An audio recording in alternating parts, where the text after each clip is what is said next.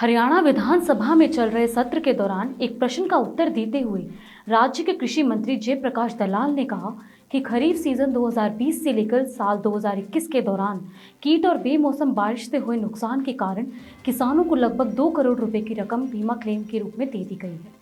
और साथ ही उन्होंने कहा कि राज्य में प्रधानमंत्री फसल बीमा योजना के क्रियान्वयन के लिए खरीफ 2020 से रबी 2022-2023 तक का काम 3 कंपनियों agriculture insurance, Bajaj alliance GIC और रिलायंस जीआईसी को दे दिया गया है। नमस्कार, मैं दीक्षा सोनी, कृषि न्यूज में आपका स्वागत है। आइए नजर डालते हैं आज की कृषि से जुड़ी सबसे बड़ी खबरों पर। छत्तीसगढ़ के रायपुर में 11 से 14 मार्च तक फार्म टेक एशिया एग्जीबिशन का भव्य आयोजन किया गया था, जिसका उद्देश्य एग्रीकल्चर इंडस्ट्री के स्टेक होल्डर्स के लिए बेहतर प्लेटफॉर्म प्रदान करना था। आपको बता दें, इस मेले में कई बड़ी बड़ी कंपनियों ने बढ़ चढ़कर हिस्सा लिया। तो वहीं इन कंपनियों ने कृषि जागरण से बातचीत के दौरान क्या कुछ कहा, आइए जानते हैं।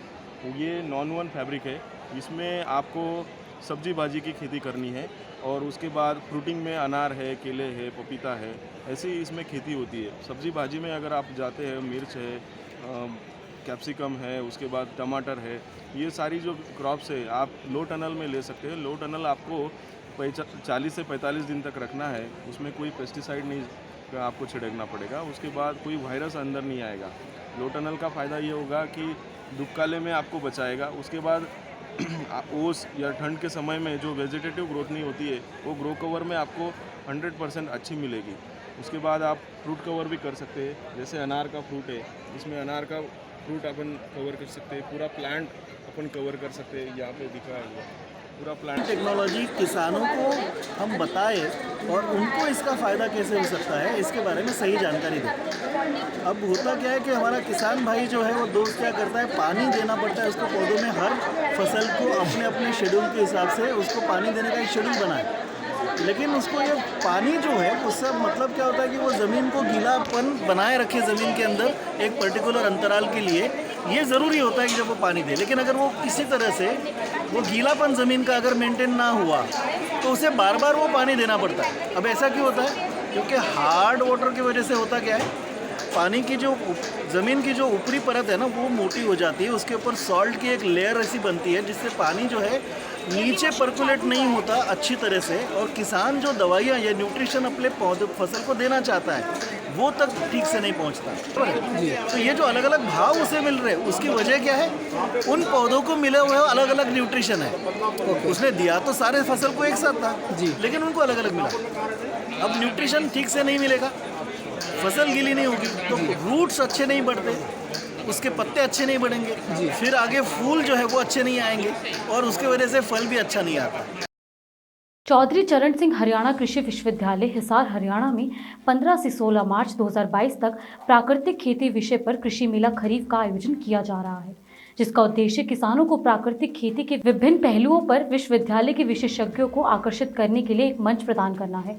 आपको बता दें, इस प्रदर्शनी में कृषि जागरण की टीम ने भी हिस्सा लिया। दिल्ली की एक प्रमुख कंपनी हैंटेक ने भारत की कृषि प्रणाली को स्मार्ट बनाने के लिए एक अनूठी कीटनाशक स्प्रे ड्रोन तकनीक लॉन्च की है।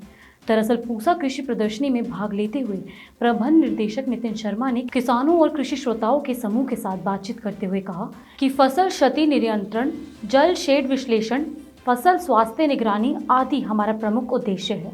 तो वहीं ये स्प्रे ड्रोन तकनीक कृषि उद्योग में क्रांतिकारी बदलाव लाएगा। राजस्थान सरकार ने केंद्र पर डीएपी की आपूर्ति को लेकर एक बड़ा आरोप लगाया है, जिसके चलते सहकारिता मंत्री उदय लाल अंजना ने विधानसभा में कहा कि केंद्र सरकार से डीएपी खाद की जितनी मांग की गई, राज्य को उतनी डीएपी नहीं मिली। दरअसल उन्होंने कहा कि राज्य सरकार ने केंद्र से करीब 32,000 मीट्रिक टन डीएपी खाद की मांग की थी, जबकि केंद्र से केवल 24,616 मीट्रिक टन की प्राप्ति हुई। ऐसे में राज्य के किसानों को भारी परेशानियों का सामना करना पड़ रहा है। महाराष्ट्र के कृषि विभाग और बीज केंद्र ने सोयाबीन उत्पादकों की चिंताओं को दूर कर दिया है। आपको बता दें, राज्य में अब गर्मियों में सोयाबीन पूरे जोरों पर है, जिससे खरीफ सीजन बीजों की चिंता दूर हो गई है। दरअसल किसानों को अब बीज के लिए इधर उधर भागने की जरूरत नहीं पड़ेगी और साथ ही बीज की फर्जी बिक्री से भी उन्हें बचाया जाएगा।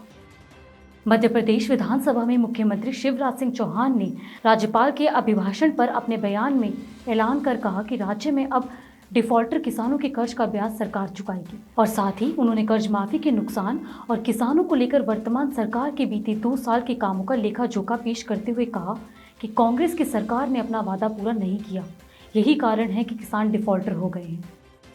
पूसा ने 00 मस्टर्ड 33 नामक एक किस्म तैयार की है जो स्वास्थ्य के लिहाज से काफी अच्छी है। आपको बता दें इसमें यूरिक एसिड 2% और ग्लूकोसिनोलेट की मात्रा 30 माइक्रोमोल से कम है। वहीं पंजाब, हरियाणा, दिल्ली, राजस्थान, पश्चिमी उत्तर प्रदेश, जम्मू और कश्मीर के मैदानी इलाकों और हिमाचल प्रदेश में खेती के लिए ये नई किस्म अत्यधिक उपयुक्त है। और साथ ही पूसा का कहना है कि इस किस्म की औसत उपज 26.44 क्विंटल प्रति हेक्टेयर होने के कारण यह पैदावार शानदार देने के साथ ये सफेद रतुआ रोग प्रतिरोधी है।